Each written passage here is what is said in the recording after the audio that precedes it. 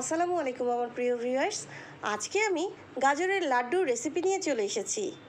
আমার recipe follow করে গাজরের লাড্ডু বানালে দেখতে খুবই লোভনীয় হবে আর খেতেও খুবই সুস্বাদু হবে। চলুন তাহলে ভিউয়ার্স, কথা না বাড়িয়ে আমরা লাড্ডু বানানো শুরু করি।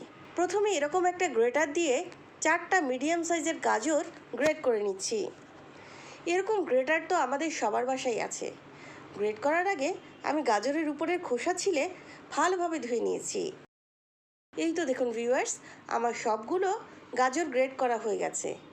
এভাবে গ্রেট করে নিলে লাড্ডু খুবই ভালো হবে। চলুন আমরা এখন চুলায় চলে যাই। একটা হাঁড়িতে 4 কাপ পরিমাণ পানি গরম করে নিয়েছি।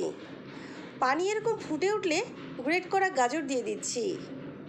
এখন চুলার আঁচ হাই রেখে 5 মিনিট গাজর সেদ্ধ করে নেব। মাঝে মাঝে নেড়ে দিব।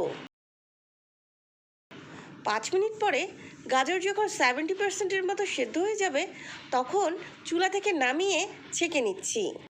এই তো দেখুন, গাজর কিন্তু 100% সেদ্ধ হয় নাই।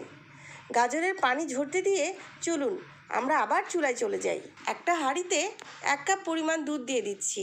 এখন চুলার আঁচ মিডিয়াম রেখে দুধ জাল করে নিচ্ছি। দুধ যখন গরম হবে তখন এর মধ্যে সেদ্ধ করে রাখা গাজর দিয়ে দিচ্ছি। এখন নেড়ে ভালোভাবে মিশিয়ে নিয়ে 5 মিনিট রান্না করে নিব। 5 মিনিট পরে দুধ যখন অনেকটা শুকিয়ে যাবে তখন এর মধ্যে 1/2 কাপ পরিমাণ চিনি আর 1/4 চা চামচ এলাচ গুঁড়া দিয়ে দিচ্ছি। এখন নেড়ে খুব ভালোভাবে গাজরের সাথে মিশিয়ে নিচ্ছি। এই সময়ে চিনি থেকে পানি বের হয়ে গাজরের মিশ্রণ কিছুটা পাতলা হয়ে যাবে। চুলার আঁচ বাড়িয়ে দিয়ে ঘন ঘন নেড়ে গাজর রান্না করে নিচ্ছি। 5 মিনিট রান্না করার পরে এর মধ্যে 1/4 কাপ মাওয়া, কিছুটা পেস্তা বাদাম কুচি আর কিছুটা কাঠবাদাম কুচি দিয়ে দিচ্ছি। এবার ভালোভাবে নেড়ে মিশিয়ে নিচ্ছি। হাতের কাছে যদি মাওয়া না থাকে তাহলে গুঁড়া দুধও দিতে পারেন। মেশানো হয়ে গেছে। এখন 1 টেবিল চামচ ঘি দিয়ে দিচ্ছি। চুলার আঁচ মিডিয়াম রেখে ঘন ঘন নেড়ে গাজরের মিশ্রণ শুকিয়ে নিচ্ছি। প্রায় 7 থেকে 8 মিনিট রান্না করার পরে গাজরের মিশ্রণ এরকম শুকিয়ে গেছে।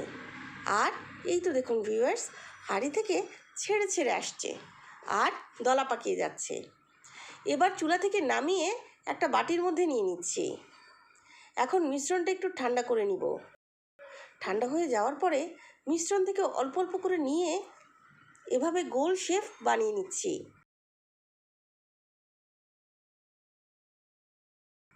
এই তো দেখুন ভিউয়ার্স, আমার একটা লাড্ডু বানানো শেষ। একইভাবে আমি সবগুলো লাড্ডু বানিয়ে নিয়েছি। এখন এর উপরে পেস্তা বাদাম গুঁড়া দিয়ে এভাবে সাজিয়ে দিচ্ছি।